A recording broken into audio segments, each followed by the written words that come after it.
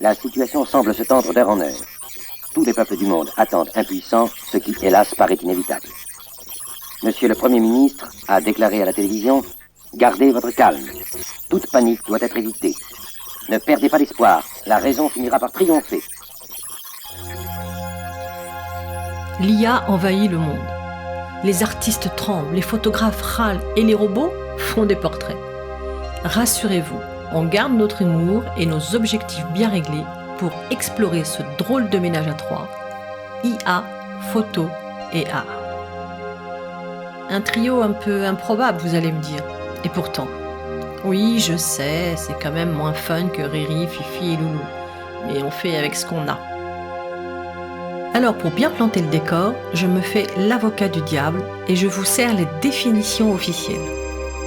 Attention, c'est du sérieux, c'est du ChatGPT. Définition de l'IA. Oui, j'ai vraiment posé la question à ChatGPT lui-même. L'intelligence artificielle ou IA, c'est l'ensemble des théories, des techniques et des systèmes capables de réaliser des tâches qui, normalement, demandent un cerveau humain. En gros, l'IA essaie d'imiter nos fonctions cognitives, raisonner, apprendre, percevoir, voir, entendre, reconnaître, comprendre le langage et prendre des décisions toute seule.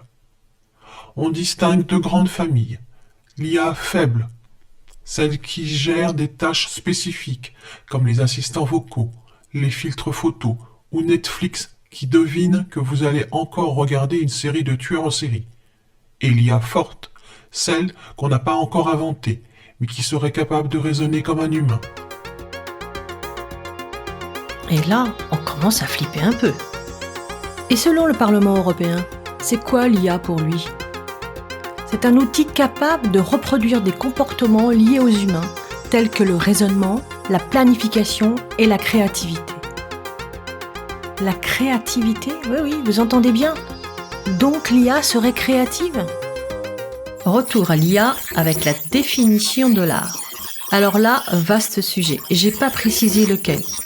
Donc, je vous sors la version généraliste de ChatGPT. L'art, c'est l'activité créatrice qui permet à l'humain d'exprimer ses émotions, ses idées ou sa vision du monde à travers des formes, des sons, des gestes ou des mots. C'est à la fois du savoir-faire technique et de la sensibilité pure. Le but, provoquer une émotion esthétique, intellectuelle ou spirituelle. D'après Aristote, l'art, c'est l'imitation de la nature. Pour Emmanuel Kant, c'est une activité libre, guidée par le goût, sans utilité pratique.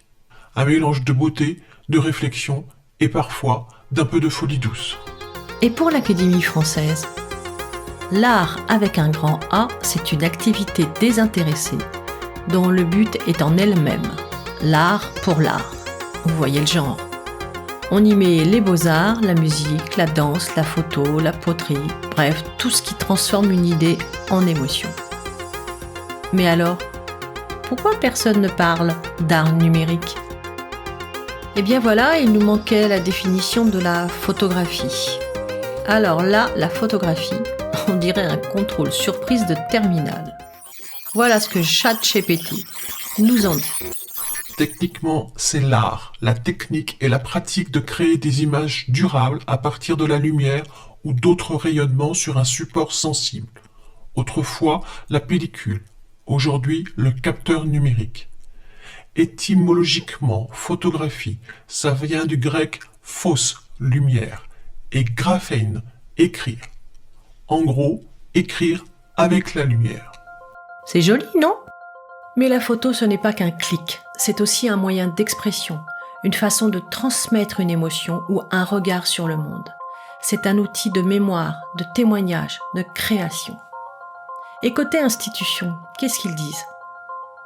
L'éducation nationale nous dit que la photo, c'est une technique pour fixer une image à l'aide de la lumière et de produits chimiques. La grande école Effet Photo, elle, parle d'un acte artistique où le photographe exprime sa vision, quitte à retoucher pour mieux transmettre ses émotions. Et voilà, on a fait le tour des définitions. IA, art, photographie. trois mondes qui se croisent, se frôlent, parfois s'aiment, parfois se disputent. Mais promis, on n'a pas fini d'en parler. Parce qu'entre intelligence artificielle et émotion humaine, le débat ne fait que commencer. Bon, maintenant qu'on a sorti les dictionnaires, les philosophes et même le Parlement européen, oui, rien que ça, on peut se poser la vraie question. Que se passe-t-il quand l'IA, la photo et l'art se retrouvent dans la même pièce? Est-ce qu'ils collaborent? Est-ce qu'ils s'aiment? Ou est-ce qu'ils se regardent de travers en mode « Tu fais quoi toi ici? T'es pas un vrai artiste? Pardon? Moi je suis codé pour créer, toi t'as juste cliqué !» C'est un peu comme un dîner de famille avec un photographe, une IA et un artiste contemporain. Personne n'est d'accord, tout le monde s'écoute à moitié, et à la fin quelqu'un dit « De toute façon, c'était mieux avant ». Parce que la vraie question, c'est pas est-ce que l'IA peut créer, c'est plutôt est-ce que ce qu'elle crée a de la valeur artistique.